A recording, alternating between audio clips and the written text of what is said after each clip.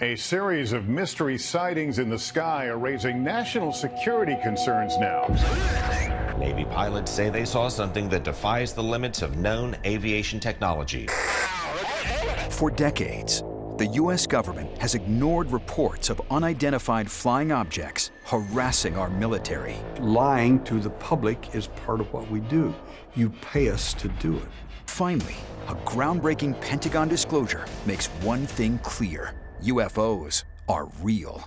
The U.S. Navy has finally acknowledged that videos appearing to show UFOs flying through the air are real. The Navy says it still doesn't know what the objects are, and officials aren't speculating. For the first time ever, members of the military are breaking their silence. I never spoke a word about my incident for almost 40 years. With shocking revelations. There was no doubt that an unidentified flying object took our missiles off alert. And horrifying encounters. It's nothing that words can even describe. It's like an orb, man. Look at that. It's pulsating. But are we prepared? A single UFO would have the ability to wipe out the Air Force. For a war of the worlds. The real worst case scenario is that we're targeted for total extermination.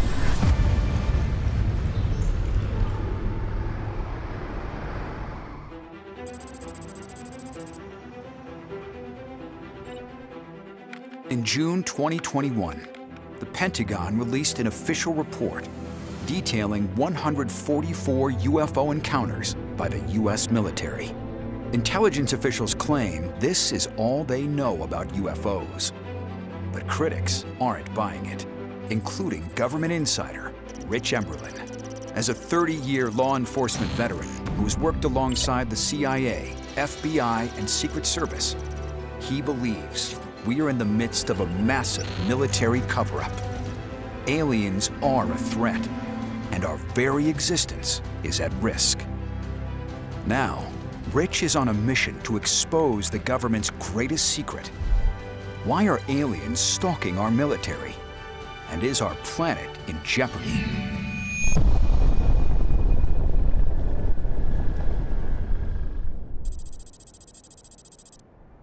Today, Rich is meeting with retired Air Force security officer Mario Woods, who knows firsthand what the military is hiding.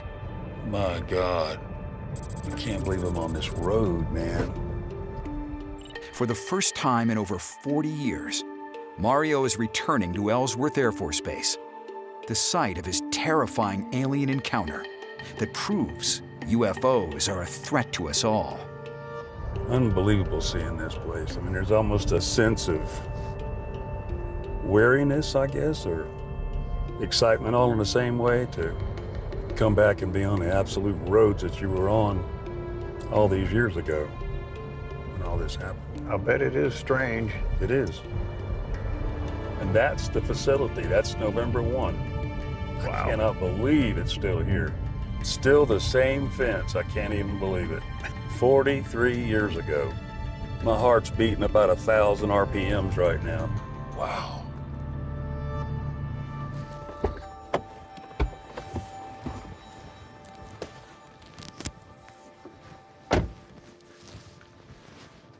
Rich, I am speechless at this facility, how it is today. As in, it's still here? Yeah, even here and existing.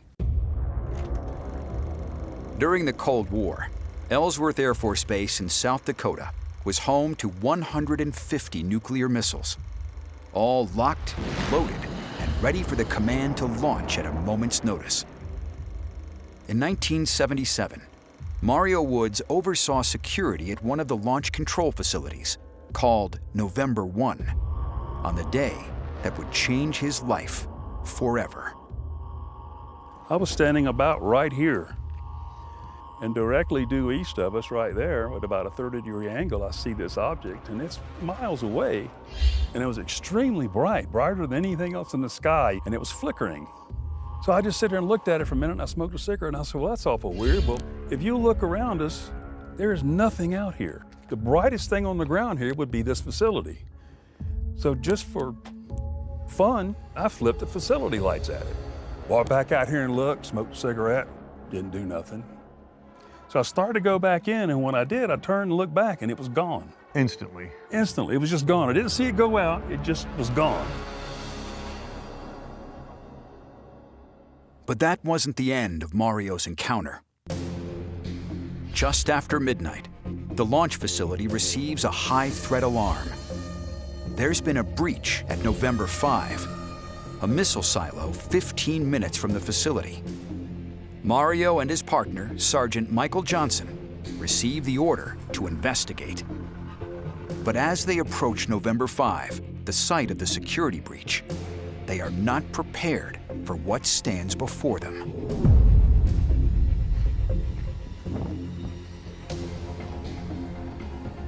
Been a long time since here, Rich. My heart's about to come out of my chest from this. So this is it right here. That's it right there. Hovering over the missile silo is a giant glowing sphere of light, approximately 100 feet tall and several hundred feet in diameter. You could feel heat from it from right here. Mm-hmm. And I only say that because you could feel it almost through the windshield of that truck. Radiation. Yeah, gives me chills seeing it and feeling it.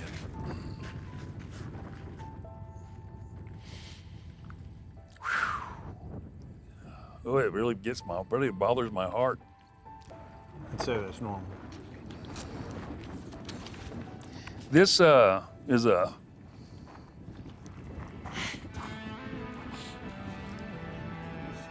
All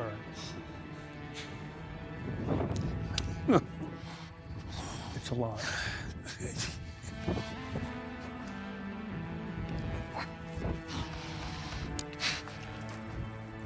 This is a drawing.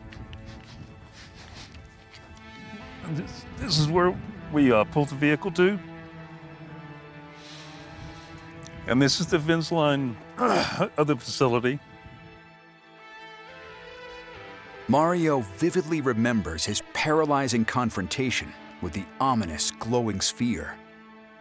But the terrifying events that followed remained buried for many years, until a hypnotist helped him uncover hidden memories. As you're laying there totally relaxed, your mind starts to wander. And it goes back to that time that you were in the military. Before anything happens, you're sitting in the patrol vehicle. And what happened next? I was afraid to leave the vehicle. I should have just stepped out. I'm scared. It's okay, you're safe now, Mario. We're just looking at a movie. Okay? Take a deep breath and just pause the picture. The atmosphere was like vacuumed away from us. So it's becoming difficult to breathe? Yeah, there was no oxygen, there was no air. And I pulled myself up on the windowsill of that truck and I flashed my mag light at this thing, not following any sequence, no more different than what was at the launch control facility where they're launched from. And almost immediately, the pressure stopped. Did you feel like you'd communicated with them? I felt as if I asked for relief. Relief. Seeing and interacting with the UFO over the nuclear missile silo was shocking enough. But there was more in store for Mario and his partner, Sergeant Michael Johnson. A paralyzing encounter with several alien beings. So how many were there? 4. Okay. And a tall one behind. So how tall was the tall one? 6 foot. Can you describe him? Yes. He had a long head. He had a very long head. And he looked down just the bathroom. And the little guys didn't talk.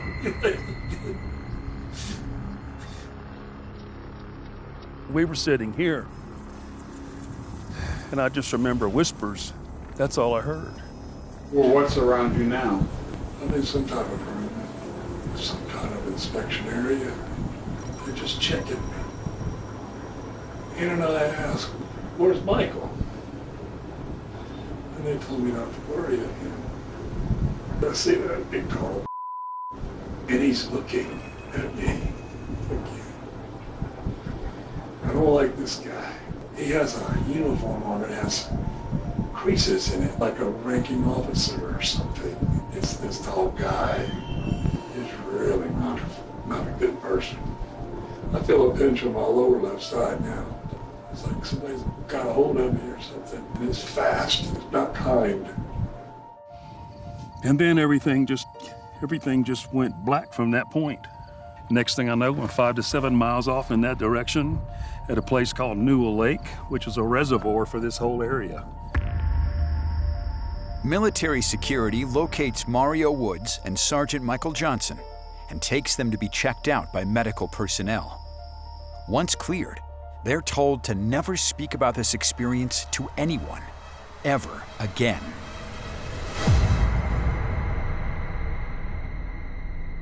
God, I can still smell the air.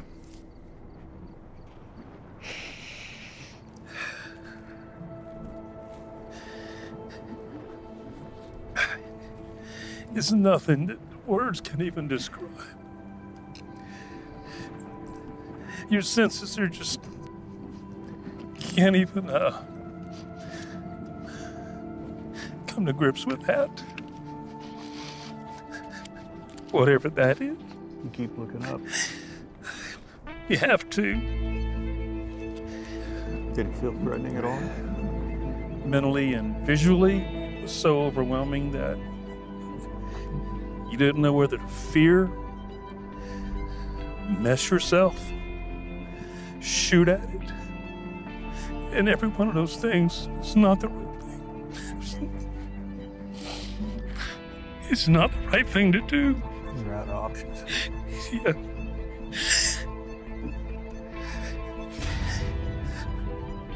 Whatever they had in mind, they did. And they'll continue to do it. And they've always done it.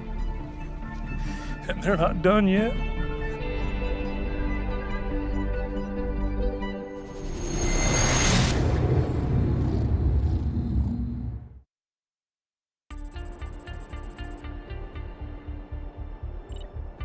Mario Woods' life-changing encounter has haunted him for over 40 years. But the military's attempt to bury the truth is even more frightening. Why was the government suddenly silencing witnesses? Were they trying to hide the aliens' interest in our military bases? The classic cover-up implies we may be in more danger than we know. Your story of your encounter with the UFO is incredible. I can't imagine what it was like. So if you think my story was bad and scary, I'd really like you to speak with Captain David Shinley. He was at Minot Air Force Base in North Dakota. And you can put us in touch with him? I can put you in touch with him, and he has a very interesting story. It was very scary.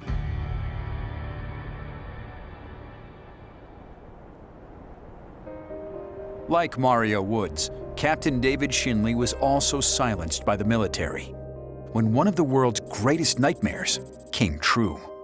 My name is David D. Shinley, Captain, U.S. Air Force, retired. In 1966, I was involved in an incident while stationed at Minot Air Force Base, North Dakota. In 1966, Captain Shinley had the monumental responsibility of launching nuclear missiles from inside a top-secret control facility. Today, he's gained access to a near-identical facility at the Minuteman Missile Museum in South Dakota and is showing Rich how he performed the most dangerous job on Earth and what happened when a UFO took control of a full arsenal of nuclear weapons. We're going 60 feet down. 60 feet. 60 feet down. Or? You wonder why it's so deep? Yeah. It's so that if we get nuked, they're going to have to really dig us out of the ground. And so the deeper we go, the better it is. Roger that.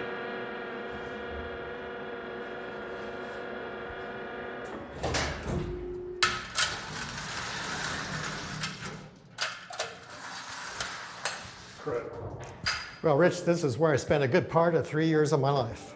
Amazing. So this is your office. Yes, Rich. Wow. This is where the deputy crew commander sits. And when they receive a message from the primary alerting system to launch their missiles, yes, sir, they'll access this lockbox. They determine what missiles they're going to launch. And we have 10 switches here, one for each of the 10 missiles. At the height of the Cold War, those nuclear missiles are pointed at Russia. Just one mistake down here could trigger World War III. You're a young man in your 20s in charge of missiles that could destroy parts or the entire world. Well, that's exactly right. We had tremendous responsibility, and we felt it. But nothing could have prepared Captain Shinley for what happens during one terrifying night that starts out innocently enough, one cold September morning. So take me to the day you wake up, you're having breakfast, and you're watching the news at Minot, and what do you see? I heard the TV news announcer say something to the fact that residents of Mulhall, North Dakota saw strange lights overnight. And they were attributing it to a UFO. And these lights were west of town. And when I heard that, I thought, oh my goodness, I'm scheduled for duty at November flight west of Minot. Once Captain Shinley arrives at the control facility, news about the UFO is quickly making the rounds. The flight security manager, he approached me and said, "Did you hear what happened overnight?" The manager tells Captain Shinley that a mysterious disc-shaped UFO, about 100 feet in diameter, invaded the skies over the west end of the launch control facility. I could tell in their voices and in their faces that it was a very, very frightening experience. And they didn't want to go outside and approach it. It was that frightening. For a brief moment, the UFO idled undeterred until it suddenly disappeared into the open prairie. But what happened next will forever torment Captain Shinley. So this is the launch control console that the commander sits at and monitors his missiles. You can see that the green lights here indicate the missiles are ready to be launched. Well, the first thing we see was we have no green lights. They're all off. But there are a number of indicator lights that were on, yellow and red lights. But every light that was on meant bad. Yes, and especially without a green light, they're unlaunchable. Just moments earlier, all 10 nuclear missiles are ready for launch. But suddenly, something has disarmed them, leaving not only the United States, but the entire world vulnerable to enemy attack. That was a very serious problem because we had never seen a situation like this ever before. There was no doubt that an unidentified flying object took our missiles off alert.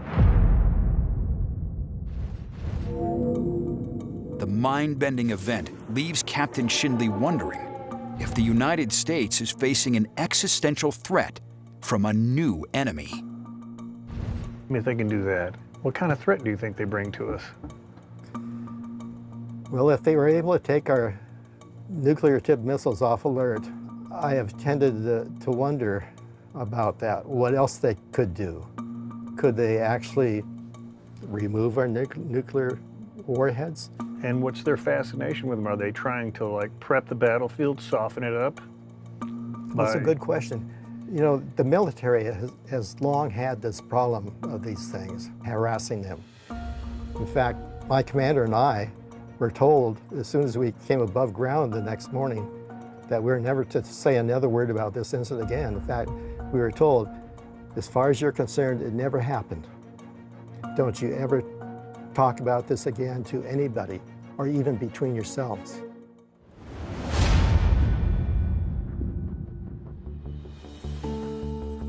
"55 years. That's how long Captain Shinley keeps his secret. a secret that festers inside him until 2013, when he heroically comes forward to 6 former members of Congress at the National Press Club. I was involved in an incident while stationed at Minot Air Force Base, North Dakota. I was told to never speak of the incident again, and also told that as far as I was concerned, it never happened. Because of that, I am before you today with a bit of trepidation.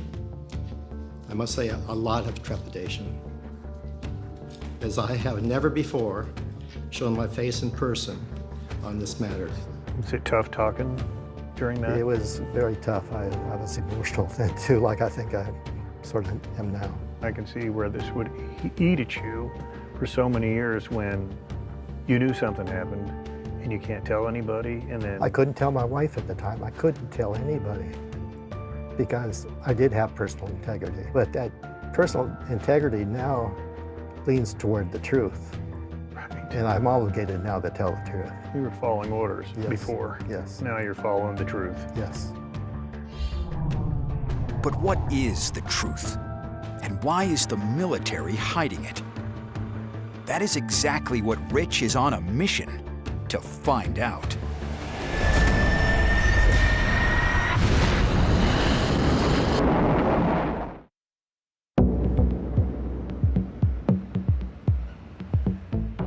After meeting with Captain David Shinley, Rich Emberlin is convinced UFOs have the power to wage war at any moment.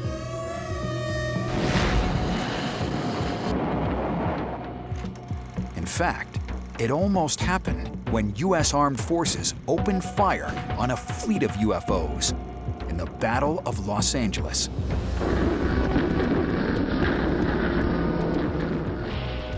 In the frantic weeks that followed the deadly attack on Pearl Harbor, many Americans feared a Japanese invasion of the continental United States was imminent.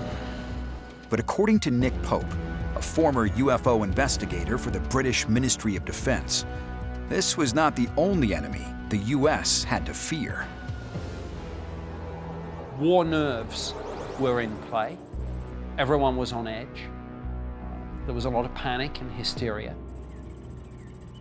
On February 25, 1942, nightmare becomes reality. When military radar picks up what appears to be an enemy airplane 120 miles west of Los Angeles. This strange object appeared, and basically coastal defenses opened fire. While Los Angeles erupts in panic, a mandatory blackout goes into effect, while the military fires over 1,400 rounds of ammunition into the night sky. That night during the Battle of Los Angeles, it was like a Hollywood movie. There was chaos everywhere. The next morning, Angelinos awaken, expecting to see a Japanese invasion force lying offshore. But to their surprise, it's the exact opposite. No Japanese aircraft or weapons were found. There was no evidence that this had been a Japanese attack, but this strange object had been seen. Many believe the mysterious object that caused citywide panic was in fact a UFO. But the military vehemently denies such accusations. The amazing thing to me is, if it was the Japanese attacking us, how did they get those Japanese Zeros, those airplanes, to stop midair with a bright light, take 1,400 rounds and never hit one of them, and then they just left?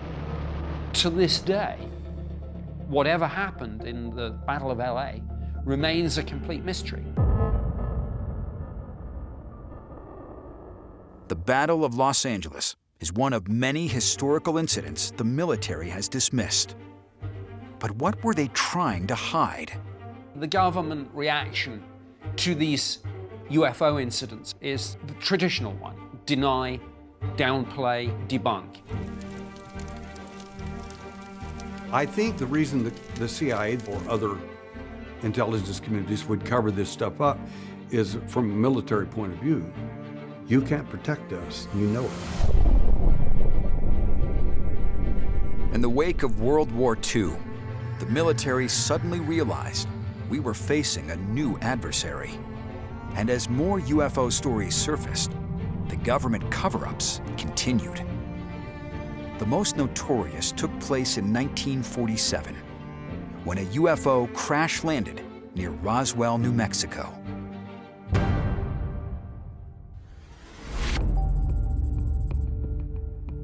Roswell is literally the ground zero of the modern UFO phenomenon.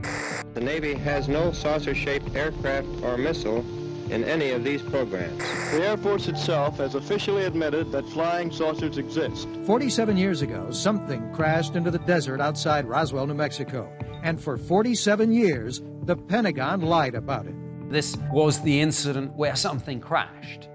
So this was the day that we went beyond lights in the sky and we faced the reality of something physical. And the US military admitted as much. The startling press release quickly turns into headlines around the world. But just 24 hours later, the government has second thoughts. The next day, literally, they changed their story and said it's weather balloon. Instead of a flying disc, the government now maintains the unidentified flying object was a mistaken weather balloon. Obviously, at a much higher level, somebody said, hey, you can't say flying disc. You got to come up with a cover story. In my opinion, the President of the United States found out about it by the next day and said, get rid of it, and they did. U.S. military and government denial of the Roswell crash has confounded the public for nearly 80 years. People say sometimes, oh, you can't keep a secret that big. Yes, you can. I mean, history shows us time and time again that huge secrets can be kept.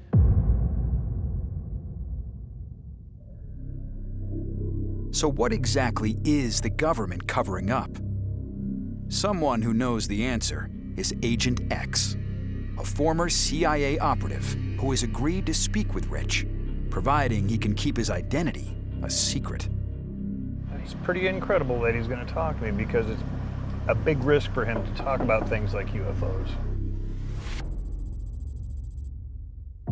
When I first came in and worked at headquarters, nobody really owned a desk. You know, you sat at wherever the convenient place to sit was. In the older days, back in the 40s, 50s, all through the 60s, things were piled in boxes and desk drawers. The place was full of stuff and nobody had any idea what it was. When the agency entered the modern era, cubicles showed up and certain things went into convenient, old-fashioned, heavy-gauge cardboard boxes. And those boxes all wound up going to a place in the library called the Historical Intelligence Collection.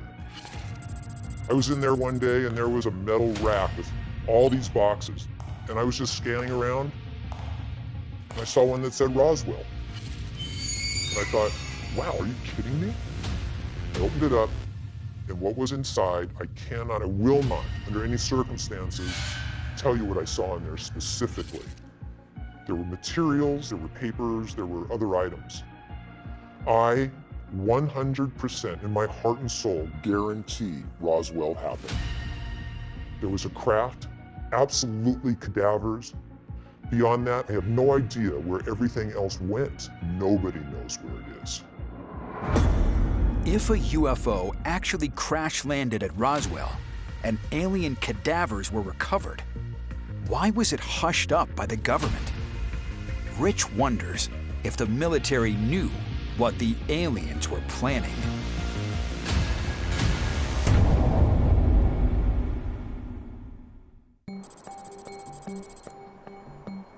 After learning the truth about Roswell from Agent X, Rich is left with one lingering question. What were UFOs doing there? Perhaps the aliens crash-landed before they reached their final destination. Could they have been headed to the White Sands Missile Range instead? The world's largest military installation, and the test site for the first atomic bomb. The proximity of White Sands secret weapons testing site, the fact that that's right next to where Roswell happened, that's not a coincidence either. To help determine why the aliens may have been scoping out White Sands, Rich looks back to the 1940s, when the US government first authorized a top-secret nuclear testing program, codenamed the Manhattan Project. Its goal was to develop the world's first atomic bomb. On July 16, 1945, their efforts finally came to fruition. After 3 years of research, the first ever nuclear detonation, known as the Trinity Test, exploded in the New Mexico desert.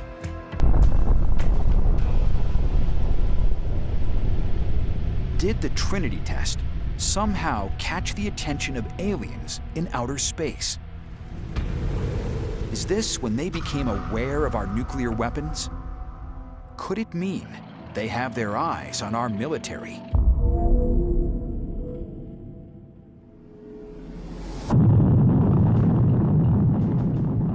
The impact of the Trinity test was tremendous in its scope. The effects were felt 100 miles away. It broke windows 120 miles away. The Trinity Test released an explosive force of 21 kilotons, equivalent to 10,000 tons of TNT, and created a blinding flash of light with a giant mushroom cloud 38,000 feet tall.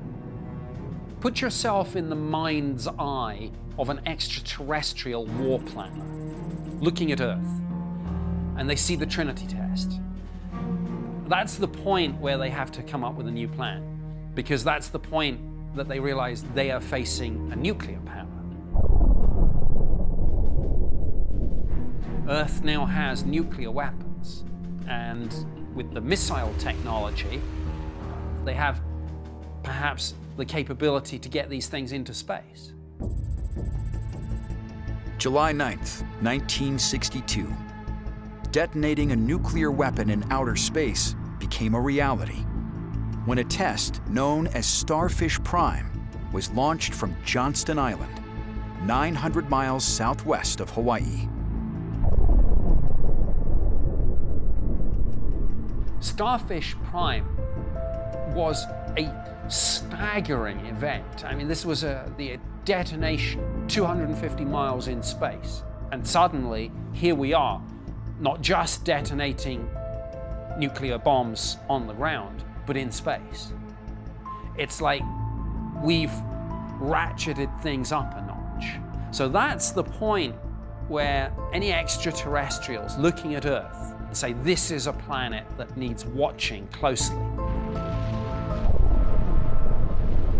100 times more powerful than the Trinity Test, Starfish Prime was the largest nuclear weapon ever detonated in outer space. It caused an electromagnetic pulse that knocked out street lights and led to radio interference.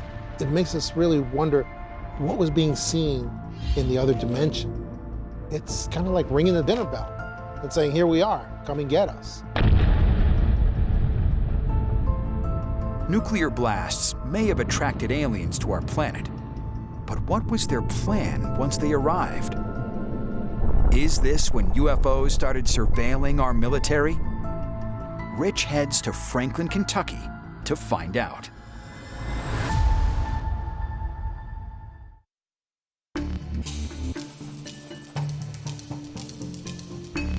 To most, Franklin, Kentucky appears to be a typical southern town. But beneath this facade lies a dark mystery. In 1948, it was here that 25-year-old fighter pilot Captain Thomas Mantell made headlines around the world after he died chasing a UFO in the skies above Franklin, Kentucky. For over 70 years, his tragic plane crash has left the community clamoring for answers, including Mantell's grandsons, Eric and Terry Mantell. Hi, guys. Hey, how you doing? Rich Emberlin. Eric Mantell, nice to meet you. It's an honor to meet both of y'all. Rich believes they can help him understand how far the military will go to continually hide the truth about UFOs from the public. Some of the medals here are just absolutely amazing. Wow. For a guy that's, how old was he, 25? 25. He already had 2 presidential unit citations. This is a major award, the Distinguished Flying Cross, for someone that's 25 years old, already has all that. That guy's legit, and he was going places. A competent pilot, hero. It just solidifies who he was as a pilot, as a person, who had 2 kids and a wife that he was madly in love with, and he still put his life on the line, whatever happened that day. On January 7th, 1948, control tower operators at Godman Army Airfield in Fort Knox, Kentucky, receive a report of an unidentified flying object hovering over the base. There was a bunch of calls all over the state of Kentucky that was flooding into the police department. We see something, it's huge, it's metallic, what is it? Controllers immediately radio the Kentucky Air National Guard. Captain Thomas Mantell, who is leading a flight of 4 P-51 aircraft, is sent to investigate. Within minutes, Mantell and his wingmen close in on the mysterious object. He reported that it was shiny, metallic, tremendous in size, reported seeing observation windows. But then, Mantell gives an astonishing order to one of the pilots in his formation. Return to base and arm your plane with hot guns, the military term which means prepare to fire. So that's what I always thought was really interesting, because for me, it's almost like the smoking gun of this whole case. They knew what was going on. They knew it was a serious matter, and they just wouldn't do hot guns for no reason. The reason he's requesting hot guns is he feels threatened, and he's a seasoned guy. He's not going to ask for that unless he needs it. While the other plane prepares for intergalactic battle, Mantell climbs higher and higher in pursuit of the UFO. So he chased this thing, and around 20,000 feet, they lost contact. That's where the mystery kind of starts. Captain Mantell's plane is last seen as it hurtles to the ground, crash landing in a field in Franklin, Kentucky. The same town where, ironically, he was born just 25 years earlier. One of the last people to see the plane was local resident Doyle Burnett, How you doing, sir? who was just 7 years old when the P-51 aircraft tragically fell from the sky. I heard an explosion, and we looked up and we saw a plane coming down, and one wing flew off of the plane and went across the field from us. Doyle's wife, Patsy, also witnessed the crash.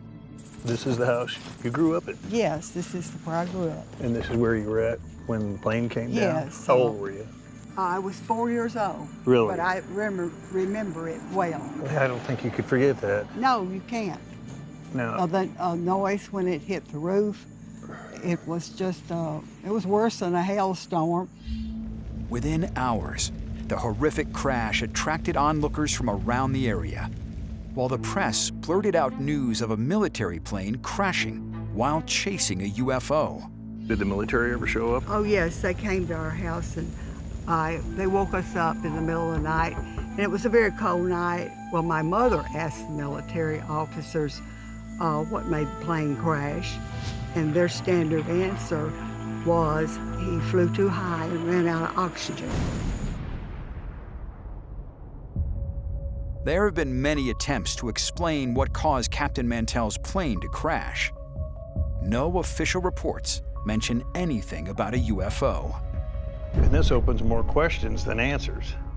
A report came out afterwards saying that After this one? Yes, yes. A military one? Military report, yes, sir, that he was perhaps chasing Venus. Then another report came out saying that he was perhaps chasing a weather balloon. So that Venus stuff is ridiculous. He sees weather balloons all the time, too. They're always launching them on near bases. They do it in the morning before planes take off. everybody was talking about it, about what was happening, and several people thought it was a UFO. It's just... So that was the word going around? That was the word, yeah. And I really believe that after seeing all of the news information about it since then. They always say it's a weather balloon or something else, but there was no weather balloon, I can tell you. I'm almost positive that it was a flying saucer. It wasn't anything that came out of this world, I'm sure, you know. Why do you think it was a flying saucer?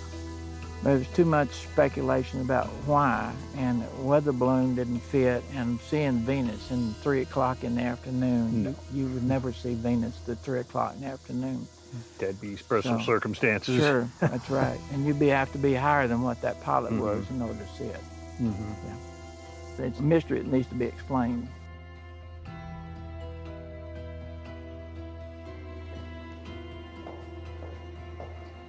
I can't believe you guys haven't seen this before, but wow, this is the display.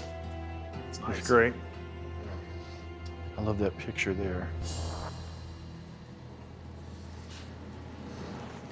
This is a piece of your grandfather's plane they recovered from the crash scene. This is amazing. This is very emotional for me. It has to be. How can it's emotional for me, and I didn't know the man.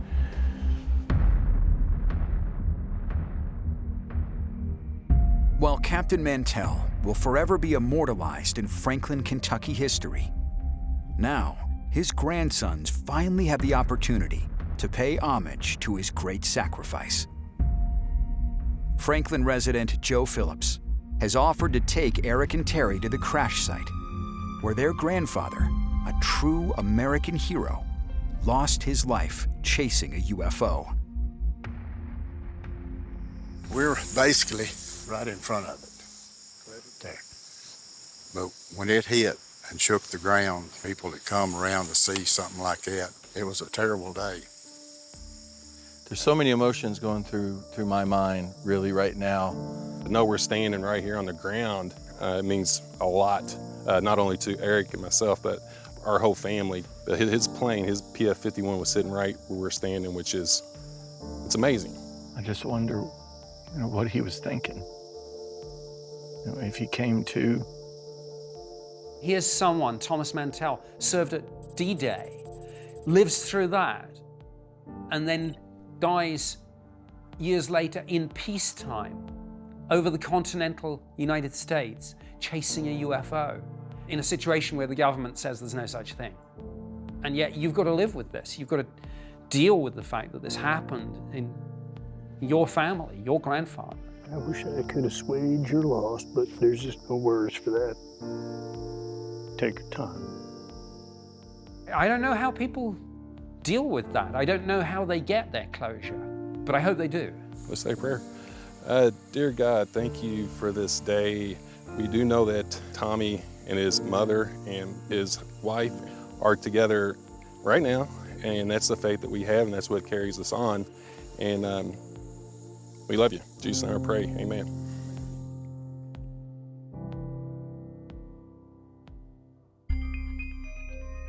The world may never know what Captain Thomas Mantell encountered 25,000 feet up in the air. Could his death have been a warning that the worst is yet to come? And if so, Rich wants to know, is the military prepared to fight back?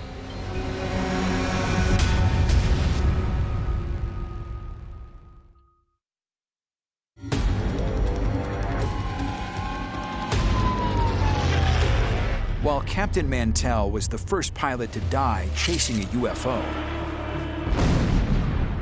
none have ever been ordered to fire on one until 1957, when Major Milton Torres Jr. survived the greatest UFO face-off of all time and became the centerpiece of yet another military cover-up.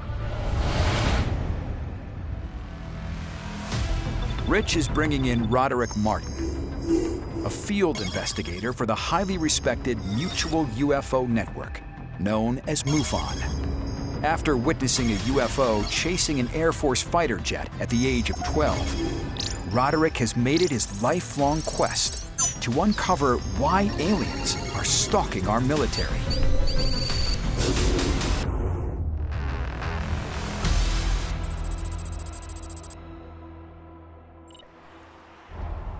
Today, Roderick is arranged to meet with Major Torres' son, Jeffrey, at the organization's annual conference in Las Vegas.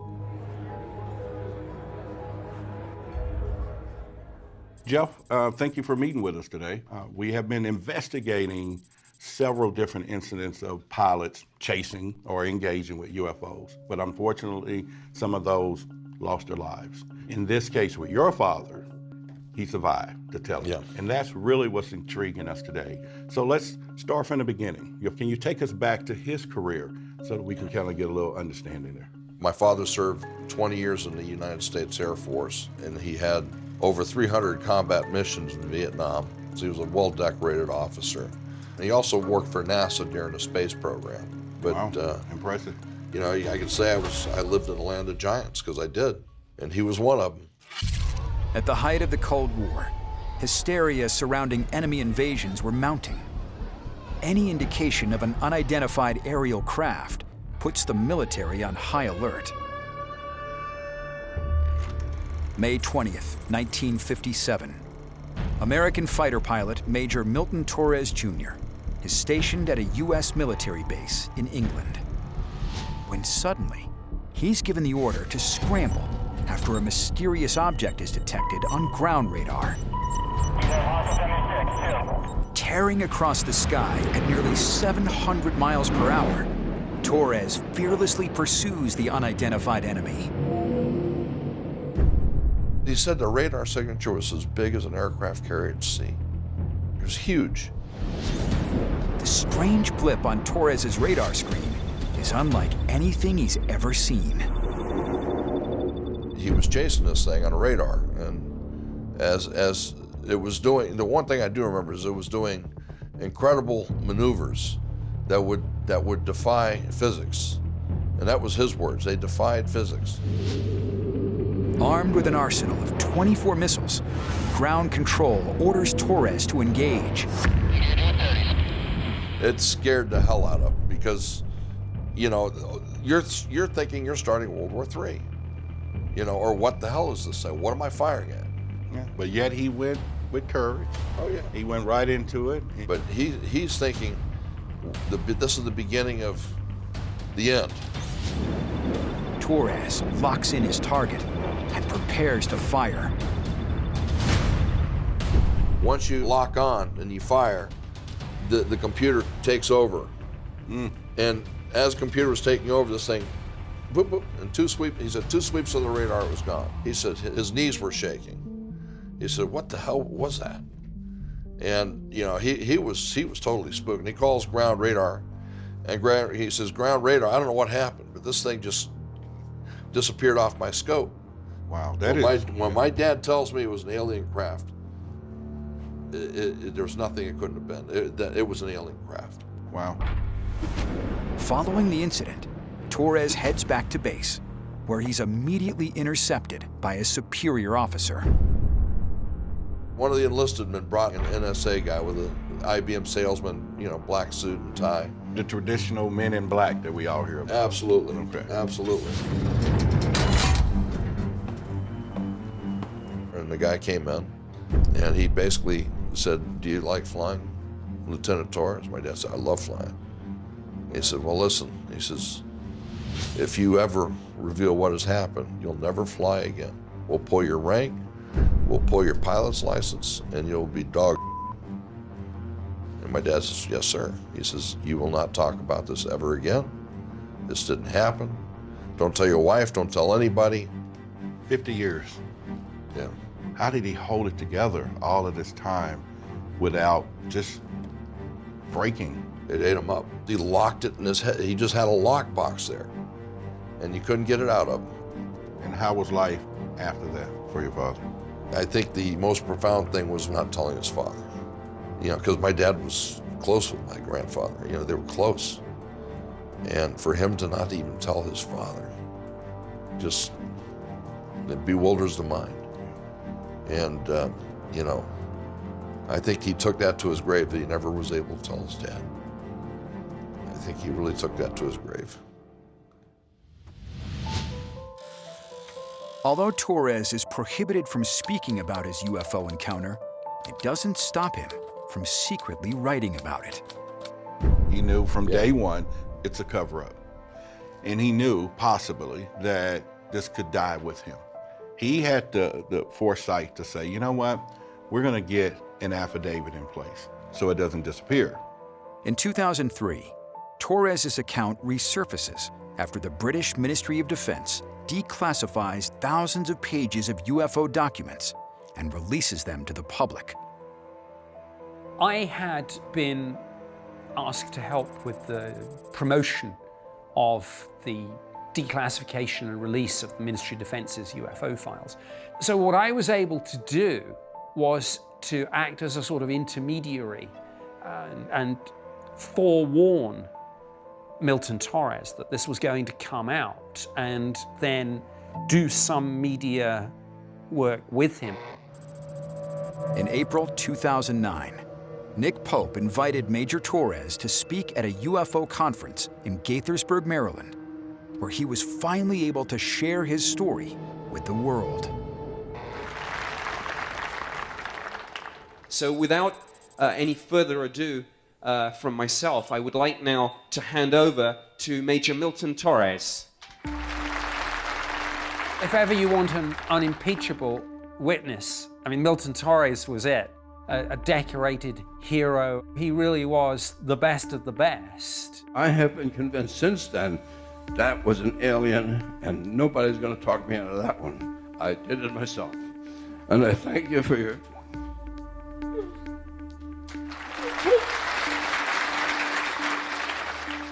He could not tell this story without breaking down. I mean, just the emotion of it was too much for him. I was pleased that I was able to bring him some closure before he died. Thank you very much, Nick, for being instrumental in bringing this about, because if you weren't there to bring this out, he would have carried it to his grave. At the end of his life, you know, he was able to finally get some relief, and he was unburdened by it, you know. I mean, obviously for you, this is a deeply personal family thing, but let's not forget, and I don't want to kind of reduce your father to being just a case, but there's no getting away from the fact that this is one of the biggest and most spectacular UFO incidents of all time. Yeah. You know, people talk about Roswell and the other big cases, but this is right up there. What could be bigger and more impactful than getting ordered to shoot down a UFO?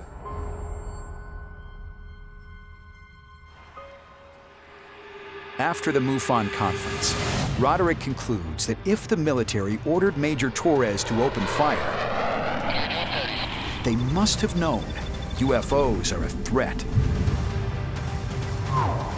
But how will we know if it's an alien invasion?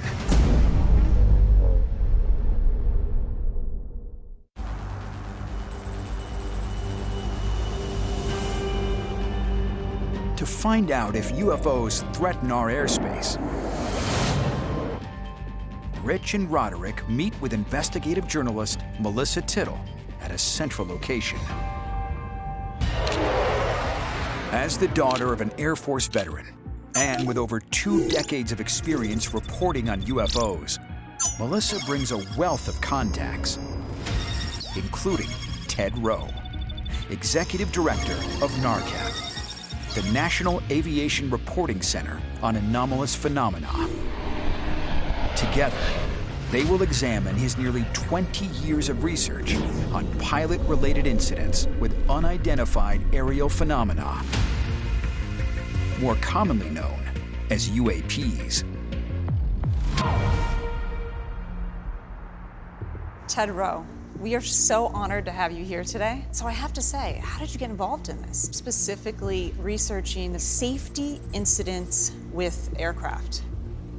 I got involved with this type of research because UAP experiences were something that happened to me.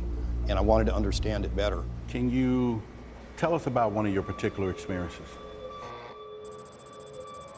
It involved an observation over Oakland, California in January of 1999. We were southbound on 880. My friend Susan was driving, and about a mile away, this thing stopped right next to the Oakland Federal buildings. And at that point, it jumped. It moved faster than I could blink. What I saw was a cylinder, about 45 feet long, I'm guessing. It had two big white lights underneath it.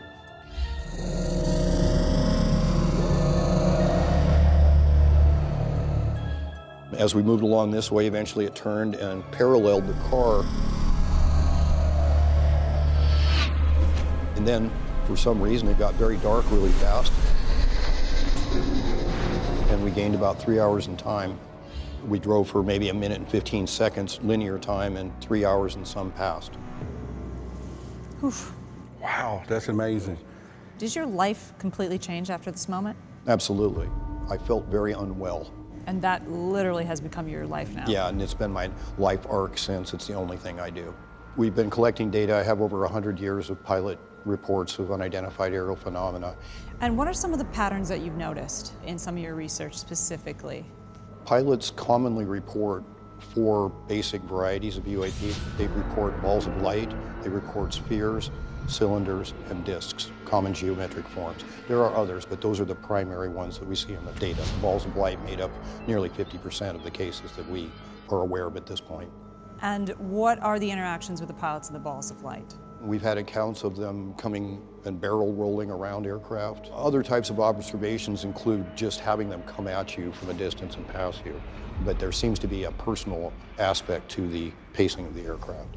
A personal aspect. Coming up next to the aircraft and staying with it. Okay, so there's an interactive quality between it and the aircraft versus something that's just going by and you saw it. Why are they pacing these aircraft? Why are they trying to interact with them? My guess is that they're information gathering. What do you think the message is? Look what we can do. It's kind of scary. Yeah, it's very sobering. We should be paying very close attention to this. This is not a joke. Right now, it doesn't look good. We've been talking a lot about military incidents, but do you find that commercial pilots are coming forward? Yeah, in fact, we have Mr. Eric Delgado, who was a pilot who had a UAP encounter in the air that I investigated. He's got most of 30 years in the cockpit. He's got a military career behind him, and he's actually willing to come forward and talk about this a little bit with us. Why don't we get him on a video call? Let's do it. Let's do it. Hello. Hi, Eric. Can you share with us a little bit about what happened? My name's Eric Delgado. I'm a captain on the Boeing 767 for a cargo outfit here in the southern United States. Our destination was Memphis. First officer and I were just talking about, the trip, and I look over my left shoulder and I see this massive white light. Turn on the tail light. Oh, it is on. Okay, cool. That's why I thought it was an airplane, because this thing's rotating into us, and I'm like, oh my God, he's descending into us, and it really scared me. Got my hands on the flight controls and on the throttles, and was expecting the TCAS, the traffic collision and avoidance system on our aircraft, to start screaming at us to descend now. So I was like really scared, and heart's racing. It's like an orb, man. Look at that. It's pulsating, and he's not on TCAS, man. Flip the TCAS switch up and see if you see anything on the display. This system that warns of traffic around or near our aircraft was not going off either orally, and was not depicting anything visually. That is a unidentified flying object, bro. Jeez, man, that is freaky, man. And it was then that I realized, oh my God, this is an unidentified flying object.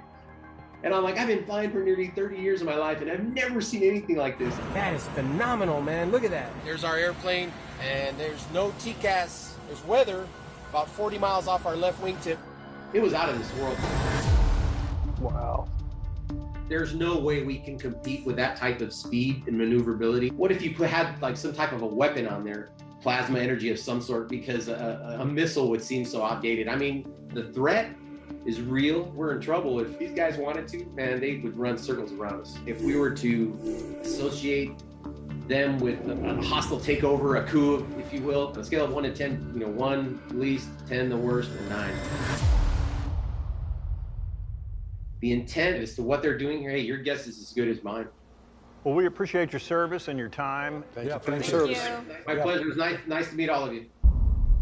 When somebody like Eric steps up, he's a straight arrow. He's here to tell you what he saw. Stories of UAP balls of light go back decades. In fact, I brought some photographs. This is a photograph from World War II era observations when they called them Foo Fighters.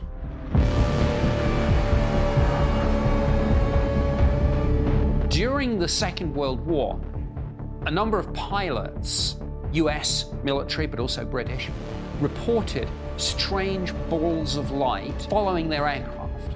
And at first they thought this was some new German or Japanese secret weapon, but they didn't seem to attack, so that theory didn't really hold up. After numerous sightings by military pilots, the mysterious balls of light were soon known as Foo Fighters.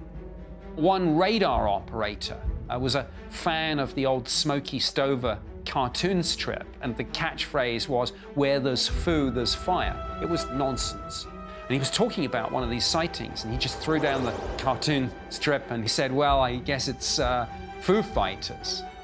And the name stuck. Was this the fingerprints of another civilization watching us, watching our primitive little conflict? Did something about the Second World War attract attention from other civilizations in our little part of the galaxy? Maybe.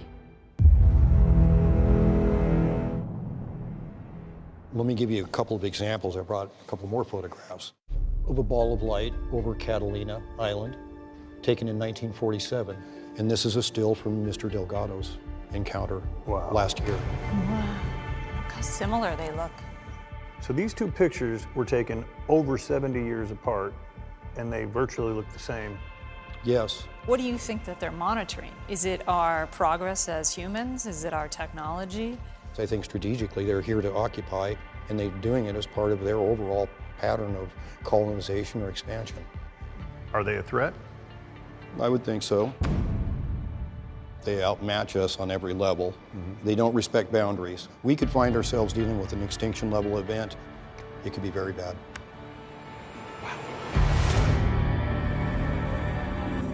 If aliens decide to wage war and take over our planet, does humanity stand a fighting chance? Or will an invasion be the end of the world as we know it?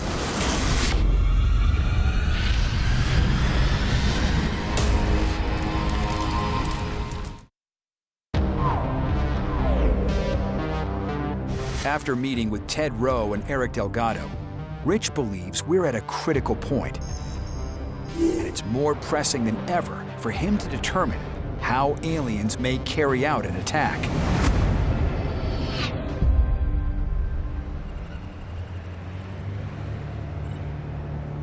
To further investigate the aliens' war plan, Rich has traveled to Texas to meet with Lieutenant Colonel Kent Johnson, a highly decorated retired Air Force pilot who may be able to help Rich understand the aliens' capabilities.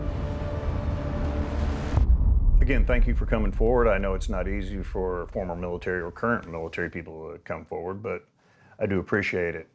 It's more of a sense of obligation than anything else because of the most recent report that came out from Congress. And I figured, well, someone needs to know that this is not unusual and it is happening. What was your first experience with UFO? I was flying Southern Watch missions over southern Iraq, keep the Iraqi air forces down. And sometimes there's long stretches where you expand your radar out as far as you can get it. And I elevated it to the max elevation. And in my mind, I was just like trolling, like throwing a hook out there, see if I can catch something. So one time I caught a little blip on my radar and I could just briefly see it was fairly high, but it was moving pretty quickly as well. But then it instantaneously stopped and it dropped straight down. So it was just booking away from me at a very high speed. How high is booking? Let's say it's over like 20,000 miles an hour. Are you kidding me? No, I'm not. That's my best estimate because I looked at the screen when I got the lock and that's what I saw, but then poof, it stopped to zero and went straight down. Wow. And the second sighting, can you explain that to me? In January 1991, Lieutenant Colonel Kent Johnson is on what he thinks is a routine training mission in Saudi Arabia during Gulf War I. I was working with the U.S. Army. I'm in an OH-58 Kiowa helicopter. It's an unarmed observation two-place helicopter. Now, to give you a better idea of what that environment looked like, that's the type of desert environment. And you can see it's rather flat and featureless. That would be me, and there was the other pilot that was on with me during that mission. This picture right here was taken pretty much just before the incident occurred. Lieutenant Johnson and his co-pilot are hovering 50 feet above the desert sand, when suddenly, something from over a mile away demands their attention. An ominous shadow the size of a football field snaps towards them at over 1,000 miles per hour and disappears into the desert. We were searching around, looking up and down. I couldn't see what was casting the shadow. But then, the shadow returns, only this time with a vengeance, as it heads straight for Lieutenant Colonel Johnson's helicopter. Suddenly, the shadow mysteriously stops directly in front of them.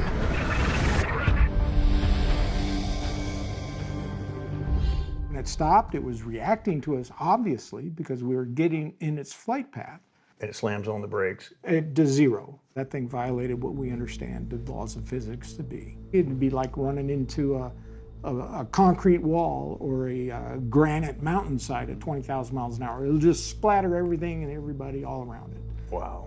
Let me show you something here that I think you'll really appreciate. To better describe what we were seeing as far as the shadow is concerned, the sharp edge, is if you envision something that's flying at altitude, the shadow becomes very blurred. But as it gets closer to the surface, the shadow becomes more sharp, more well-defined. And in this particular case, it was very well-defined, so it indicates it's very close to the ground. Is it a threat? That's a good question. A very good question, because we don't know. All I can say is that if they have hostile intent, what chance do we have, realistically speaking? What do you think it was?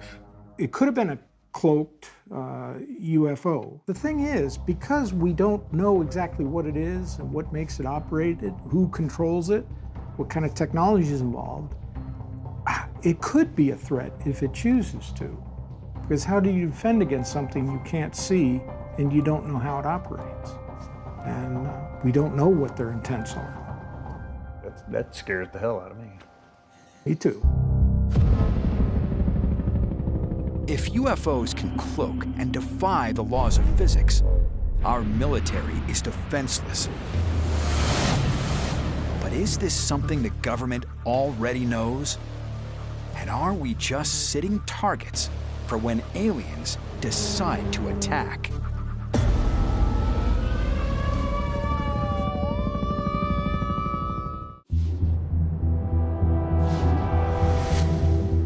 After meeting with Lieutenant Colonel Kent Johnson, Rich realizes that the aliens' offensive capabilities outmatch any of our current technologies.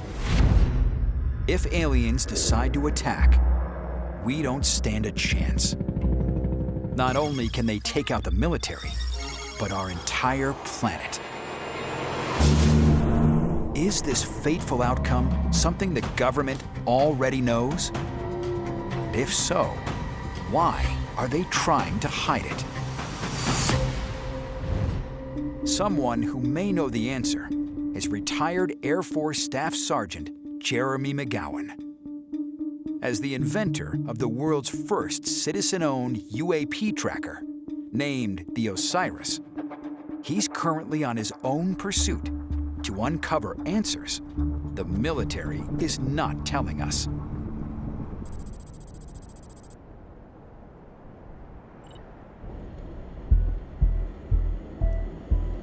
Rich has sent Roderick Martin to meet with him in his hometown of Las Vegas. Man, this is a cool vehicle, dude. I appreciate it. You're like this mad scientist. I'm gonna say this is like Ghostbusters to me, right? This car has definitely been compared to Ecto-1 a few times. It's kind of the real-life version, except instead of hunting ghosts and goblins, I'm out looking for potential UAP. Jeremy has traveled throughout North America with the Osiris, which is equipped with specialized radar, a magnetometer to detect any magnetic fields emitted by UFOs, and an accelerometer to identify movement in the sky. The purpose of this vehicle is simply to uncover the truth that I think we will never get from the U.S. government. I was serving in the Air Force for about 12 years. We would normally get calls to pack our bag and get on an airplane and get deployed at no notice because we were a very high mobility base. In March of 1995, Staff Sergeant McGowan is deployed to the Middle East to carry out a covert operation. I got transported out into the middle of the desert, and the only things that were there was a tent and this big, giant wooden crate. At this moment, you're thinking what? I didn't really know what to think. This was just straight up strange. Okay. I had participated in Desert Storm. I had seen combat over there, and this was nothing like what I had been accustomed to. But you're not supposed to ask questions, you're just supposed to do what you're told. Now, is it common practice that you are briefed prior to going to a situation like that? We didn't have anything. There was no paperwork, no nothing. My orders were don't get near the crate and don't let anybody else get near the crate. Like if they come near it, shoot them. This was a serious order. I was armed with 240 rounds of ammunition for my rifle, and I had 18 rounds of high explosive grenades with me as well. Now, how long did this go on? I was there for 3 days and nights. Round the clock? Round the clock. There's no supervision, there's no military officers walking around, there's nobody there, so I climbed on the crate, I sat on the crate, I laid down on the crate. One evening, while guarding the mysterious crate, Jeremy has a life-changing experience he will never forget. It is a crystal clear sky. You can look up and just see the entire Milky Way galaxy passing in front of you. I was just sitting there watching the stars with my night vision goggles, and as I was leaning back and looking up, I saw this bright point of light that came from my rear position, shot straight up, directly over top of me, made a 90-degree turn to the left, and shot off to my 9 o'clock in under 2 seconds. When it made the turn, there was no curve to the turn. It didn't slow down. Then it started repeating, and it went over and over and over again. Wow. So what are you thinking now? I don't know what to think at this point. I mean, I just saw something that defies my understanding of the laws of flight physics. Could have been a falling star. Falling stars do not make right-hand turns. Okay. Not at right angles. There was no aircraft because we're in a restricted no-fly zone. It was a dead zone for air travel. So now that you saw this, this needs to be reported, right? I couldn't tell anybody. For years, Jeremy wonders what exactly was in that crate. Was the mysterious UFO sighting in the Jordanian desert somehow connected to its contents?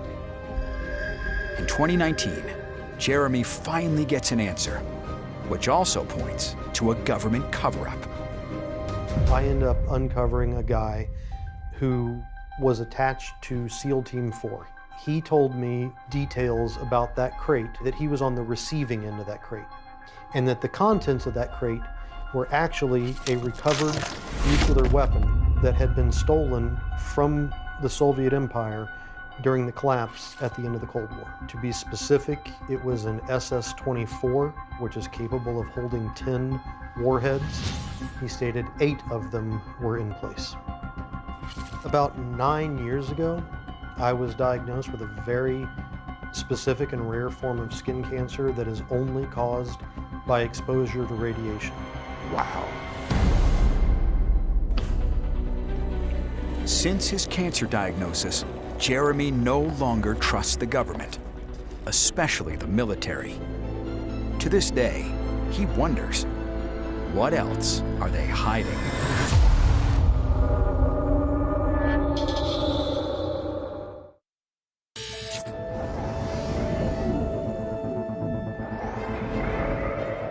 The government's attempt to cover up the threat in our skies has been documented throughout history.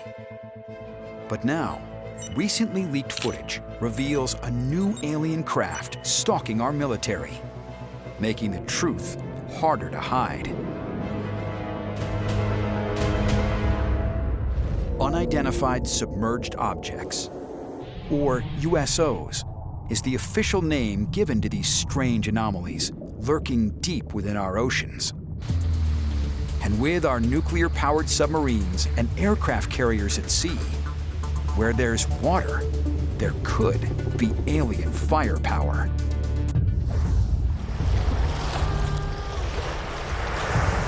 If anyone knows about deadly threats hiding underwater, it's retired U.S. Navy Chief Warrant Officer Carson Shoemake. He served on nuclear submarines, including the USS Tennessee and the USS Pennsylvania, and has agreed to meet with Rich to help him hypothesize what the aliens might be planning.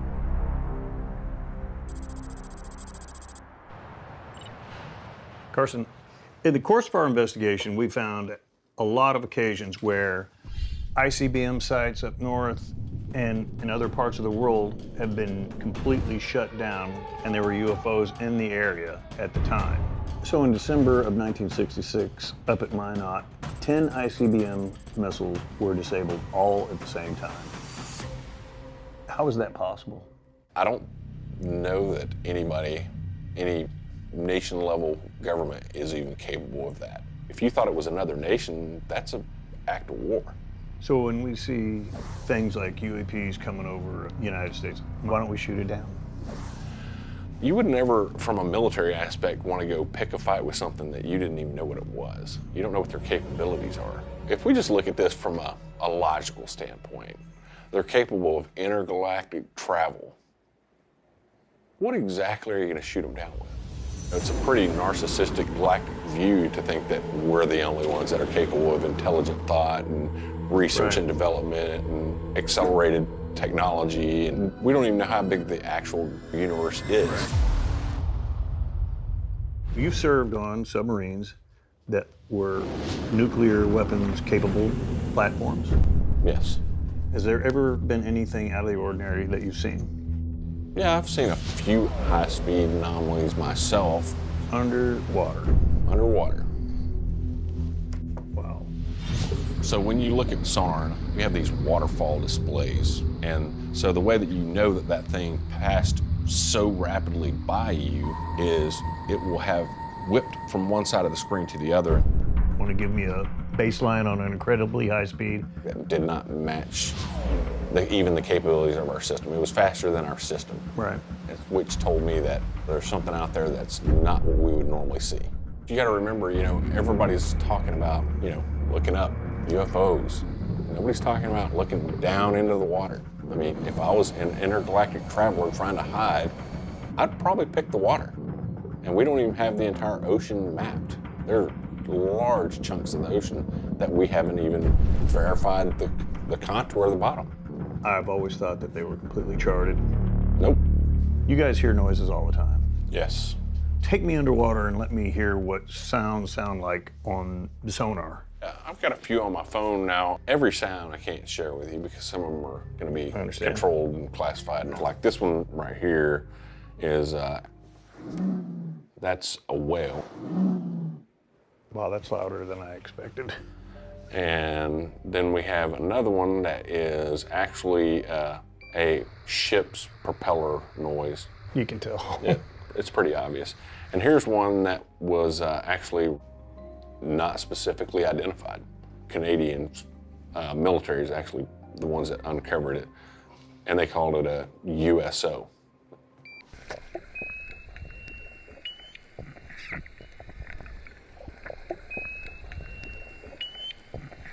Does that sound like anything you've ever heard?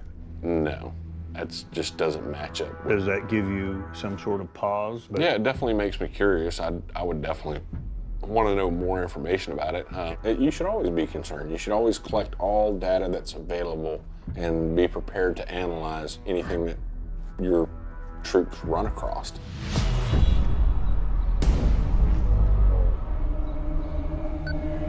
To learn more about USOs and their capabilities, Rich is sending Melissa Tittle to meet with someone who actually came face to face with one during his time in the U.S. Navy. In 2010, Airman apprentice John Bauman is serving on the nuclear-powered aircraft carrier USS Carl Vinson as it heads for Haiti on a humanitarian mission. But little does he realize, this deployment will be one he will never forget.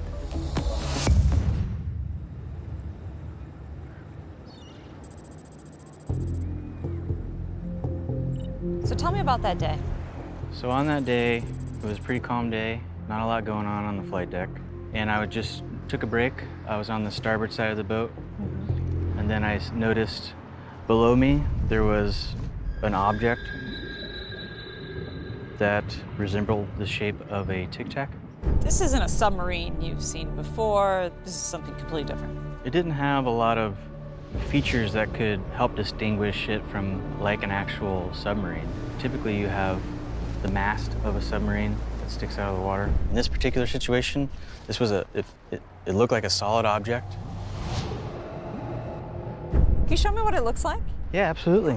It was about 20 feet long, and it went from my left to right, and as it did it, the direction that it was moving, the front end of it, collapsed on itself, and it disappeared. In real time, the tic-tac-shaped USO morphs into a horseshoe shape. Within seconds, it bolts away and disappears into the depths of the ocean. Did you panic a little bit? How did you feel? What I did next was I tried to forget what I had seen.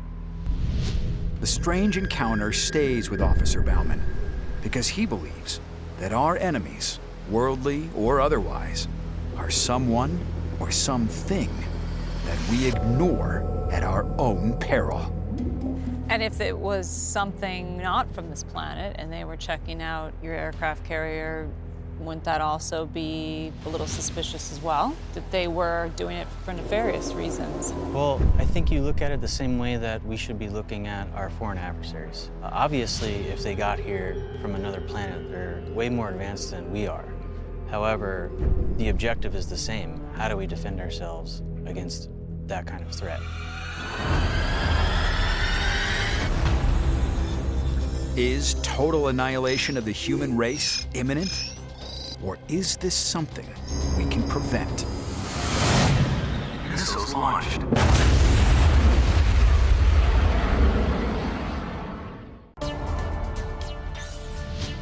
Until recently, alien superintelligence has been largely off limits to serious scientific study. And while the government has silenced and ridiculed those who spoke openly about UFOs, this didn't stop famed theoretical physicist Michio Kaku, who believes aliens may be humanity's greatest threat.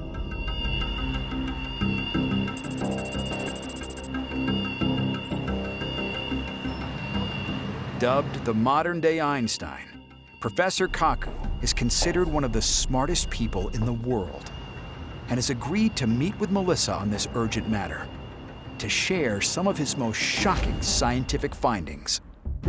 I think we're reaching a tipping point. That is, traditionally, the burden of proof has been on the believers to prove that these objects were extraterrestrial. Now it's reversed. And now we have the smoking gun, where hearsay is now being replaced by military-grade videotapes, radar sighting, infrared sensor reports that we physicists can analyze frame by frame. This is a game changer. Some of these encounters are off the charts, things that we understand currently in physics.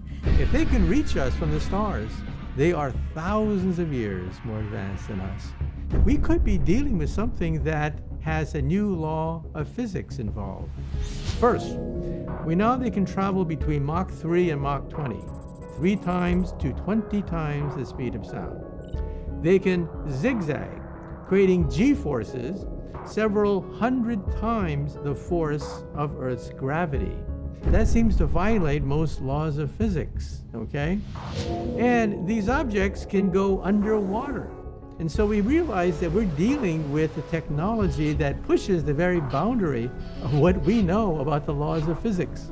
You mentioned USOs, which are the crafts that go into the water. What are your thoughts on that? Well, what does water have that they may want? And that is, first of all, hydrogen. Hydrogen as fuel. And so, in other words, they're filling up their gas tanks.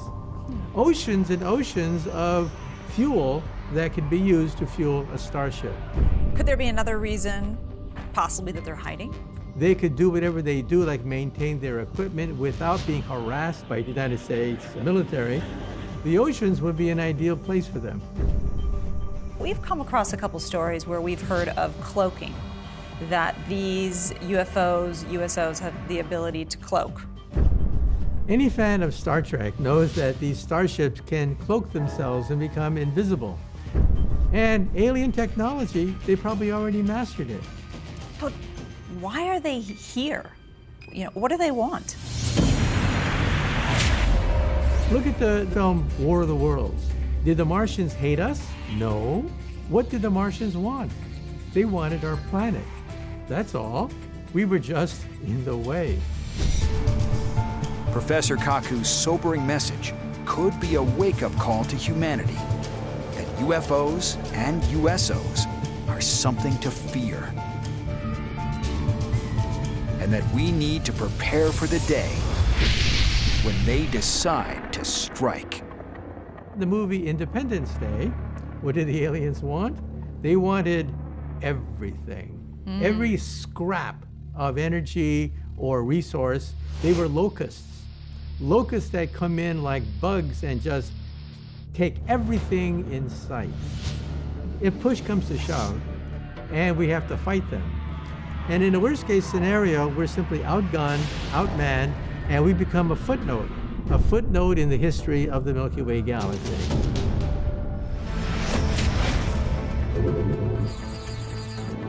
When there is a potential adversary in our skies with technology that goes way beyond anything we have, how could there not be some fear?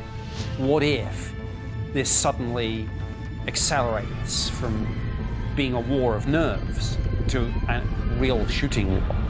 If they don't have our best interests at heart, we're in trouble. We have seen their deeds, we've seen the things that they've done. If we ignore this, we're doing that at our own peril. The UFO phenomena, it affects all of us. My only hope and prayer is that we are prepared. The next step is not going to be we come in peace.